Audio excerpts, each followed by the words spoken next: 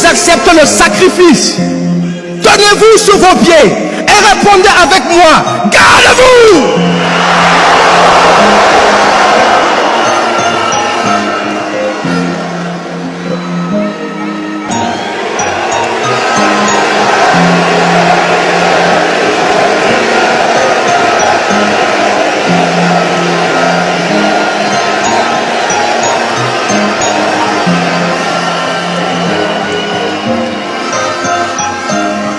Écoutez-moi, dans 50 ans, on sera en 2074. Et en 2074, la plupart des jeunes dans cette salle auront entre 70 et 80 ans minimum. Je vais vous dire ce qui se passe entre 70 et 80 ans. À 70-80 ans, on a beaucoup de temps à revendre. On n'a plus beaucoup de choses à faire de janvier à décembre. À 70-80 ans, on réunit les petits-enfants.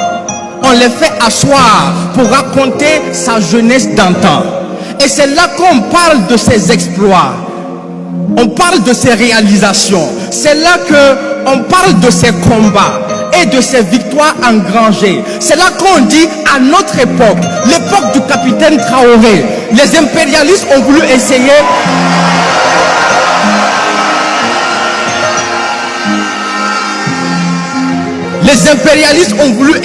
mais nous les avons empêchés. C'est là qu'on sort les cicatrices, on montre les preuves du combat. C'est là qu'on devient un héros karatéka devant un public d'enfants. Parce qu'à 70-80 ans, on a du temps à revendre. On devient un ancien combattant qui compte les mythes et les légendes.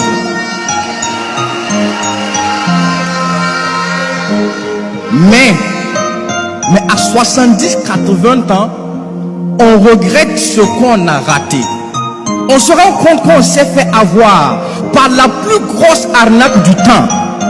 La plus grosse arnaque du siècle, ce n'est pas de dévaliser un pays, mais de faire croire à un jeune qu'il a du temps devant lui. Un jeune n'a pas de temps. Le temps, c'est pour les anciens. C'est à 70-80 ans qu'on a du temps à revendre, parce qu'on a peu de choses à faire de janvier à décembre. Alors j'entends dire, profite de ta jeunesse, parce qu'on ne vit qu'une seule fois. Mensonge et arnaque, on ne meurt qu'une seule fois, on vit tous les jours. Je les entends dire, ne te mets pas de pression, tu as du temps pour t'en sortir. Mensonge et arnaque.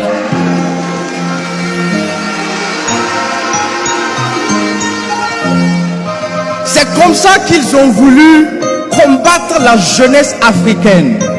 Les feuilletons à la con, la cigarette et la drogue, le sexe et l'alcool, les réseaux sociaux et leur prostitution, les jeux et l'abrutissement des mentalités n'ont qu'une seule raison et un seul objectif, vous faire perdre du temps, un temps que vous n'avez même pas.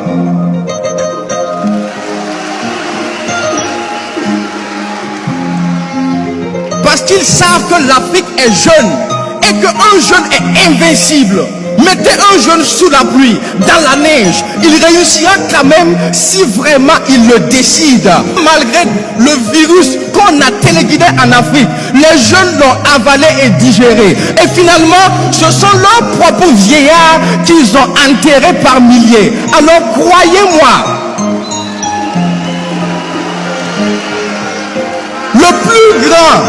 le plus grand regret de l'Occident, c'est d'avoir une population vieille.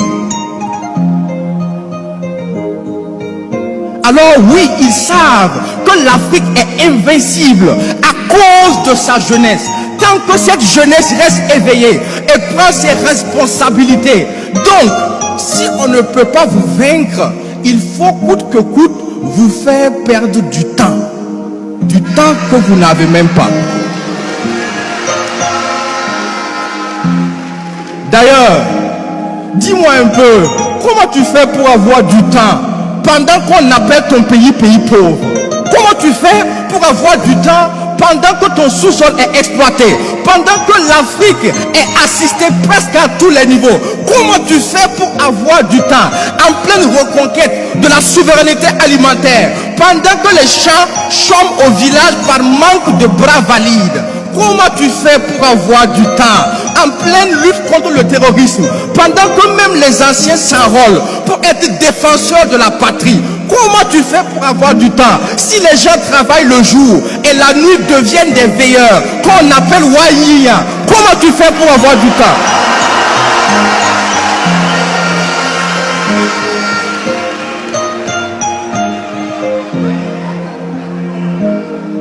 Comment tu fais pour avoir du temps en pleine refondation pendant que tu as made in China sur ton t-shirt et ton caleçon?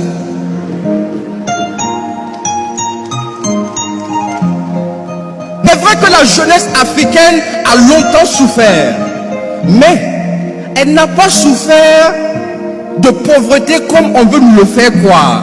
Le sous-sol africain est bien trop riche pour ça. La jeunesse n'a pas souffert d'analphabétisme comme on veut nous le faire croire. L'éducation africaine est bien trop bonne pour ça. La jeunesse africaine a plutôt souffert de manque de repères et de dirigeants dignes.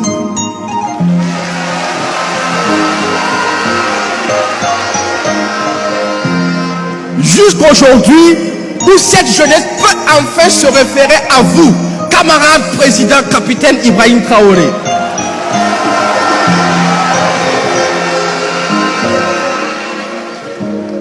Dès lors, tout a changé, parce que tout est devenu urgent, parce que tout est allé vite, et parce que l'Afrique est fière.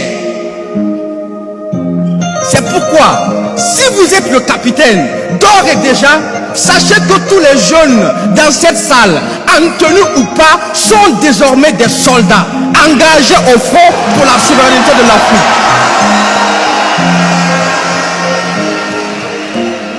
Alors, est-ce que vous m'entendez, soldats? Est-ce que vous m'entendez, soldats? Si vous acceptez le sacrifice, tenez-vous sur vos pieds et répondez avec moi: gardez-vous!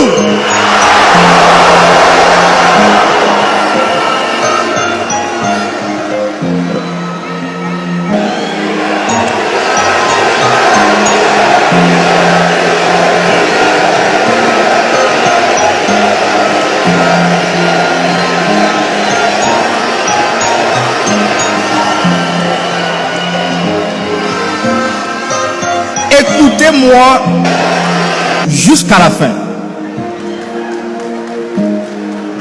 Dans 50 ans, on sera en 2074. Et en 2074, on sera des anciens combattants. Donc s'il y a un combat à mener, je vous assure que c'est maintenant. S'il y a une souveraineté à arracher, je vous promets que c'est maintenant. S'il y a une révolution à faire, je vous assure que c'est maintenant. S'il y a une refondation à faire, je vous promets que c'est maintenant. Parce que à 70-80 ans, on aura du temps à revendre. On n'aura plus grand chose à faire de janvier à décembre.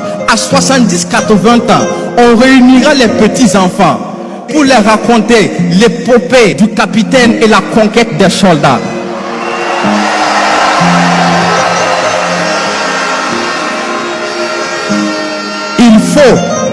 Il faut qu'il y ait de l'histoire et il faut qu'il y ait de l'action. Repos.